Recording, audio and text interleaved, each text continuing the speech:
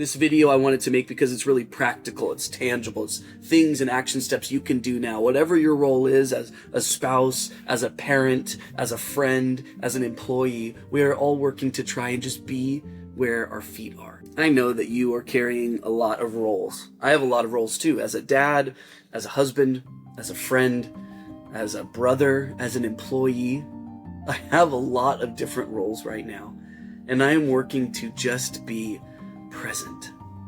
I think that's an overused word. Another way that I've been thinking about it, my brother texted me this last week, and he said, I'm just trying to be where my feet are.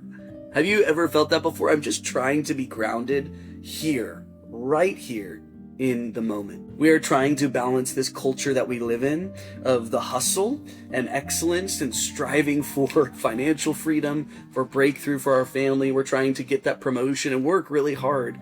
And at the same time, we are trying to pursue the ruthless elimination of hurry, in John Mark Comer's words. How do we balance presentness and hustle? Legacy and presentness doesn't have to just be someday. It doesn't have to just be when you have financial freedom. Legacy and presentness doesn't just have to be when you have that ideal job or when that degree is done or when you get through this trial and pain. You can find a relaxed pace now. Get a notebook or a journal with a pen that you can keep at your nightstand every night. And on an open page that you can fold the corner on, anything that you need to do to find it quickly, I want you to write these 5 questions. Don't put an answer underneath them. Just write these 5 out on one page. And just try this. Every single night, open up to that page in the notebook and ask yourself those 5 questions. Don't beat yourself up. Don't take too long. There doesn't need to be that much pressure. Just ask yourself these 5 questions and watch and see how much more present you will be in all of the ways that make up you. Here are 5 questions to work to just be where your feet are and be present. Question number 1. Today, was my face up more than it was down? I have 2 toddlers and one on the way. I always think about how often do they see me on my phone. My phone is something that is pretty tricky because a lot of my work is on my phone. I love being creative. I love taking videos and photos. I love doing this and editing. I like a lot of what's happening on my phone right now, but it is so distracting.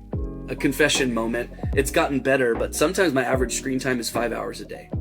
Now, given some of my work is on social media, but still, even if it was 3 or 4 hours a day, that is ridiculous. That's crazy. I was gifted this little thing right here. It's called a brick, and it has really helped me remain present with my family. It uses tap technology. All I have to do is I preset some modes on here. Let's say it's my clock out mode. After I clock out from work, from 4 to 7 p.m., I'm clocking in as a dad. Or maybe it's my Sabbath mode, that Friday night till Saturday night, I'm clocking out from the whole world and turning off social media and email and everything that I am staying connected to the world with, and I need to unplug. So I have a Sabbath mode, I have an off work mode. All I have to do is tap my phone to it, and then it automatically sets it to that mode. It's an incredible, incredible tool, but it's really helped me stay plugged into my family and unplugged, and it blocks out all those apps that I don't want to use. So it's like 40 or 50 bucks, but somebody asked me, is your presentness with your family worth 40 or 50 bucks? And I was like, yes. I throw this on the fridge, boom, I tap my phone, it's locked, it's a brick, I can still take photos if I need to. But was my face up more than it was down? That's question number 1.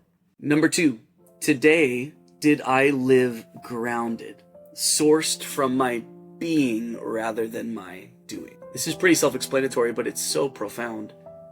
Did I live grounded today? I'm such a futuristic person. I don't think that's terrible, but it does prevent me from living right here in the moment.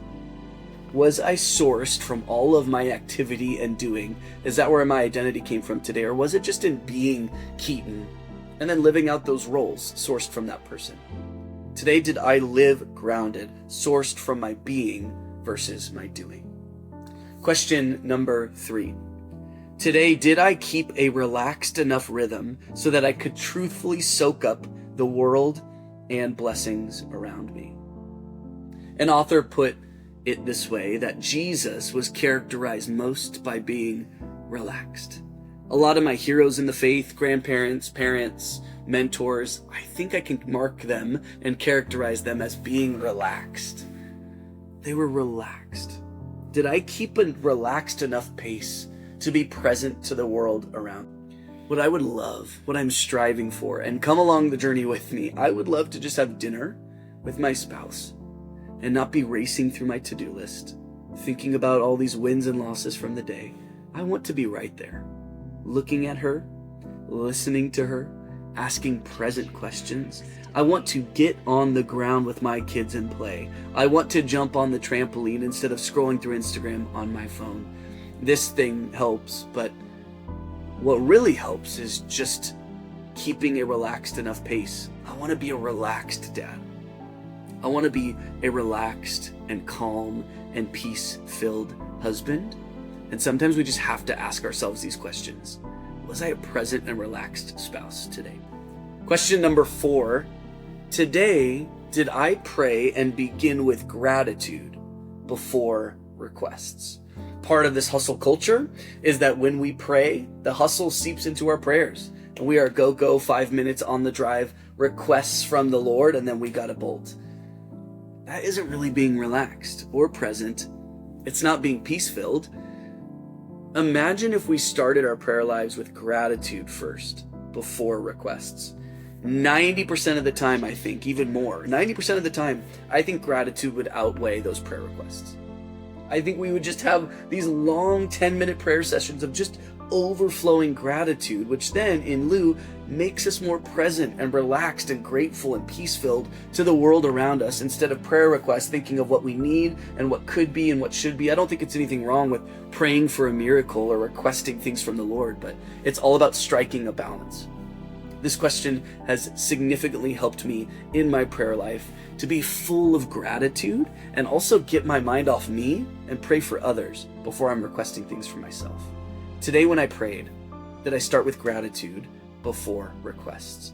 Did I start with thank yous before please? Question number 5, and this is a pretty unique one, but it's helped me as well. Today, did I take on a challenge to continue a legacy of resilience and courage?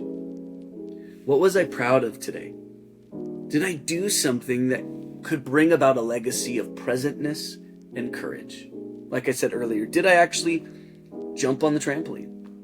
Did I put my phone away to play on the ground? Did I finish that project that was worrying me? Did I get a 20-minute workout in, jump roping in the backyard while the kids played to take care of my body so I can live a long and present life with them? What is building resilience and courage for you? Take a leap of faith and a step of boldness each and every day.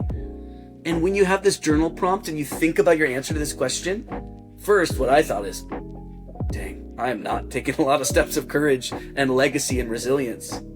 But it really urged me and pushed me to do that, to live a life of boldness, to say hi to a new person, to try a new food in front of my kids. I don't know, anything. What is a step that I took today where my kids could look and say, dang, Dad is courageous. Like, he is resilient. Or my wife can look at me and say, I'm so glad that I have a spouse who is full of courage and bravery.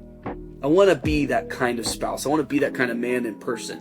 And so asking this question allows me to think the next day, hey, I didn't have an answer for that the day before. Let's try and do something today that is full of courage. To be right where your feet are. Get a notebook.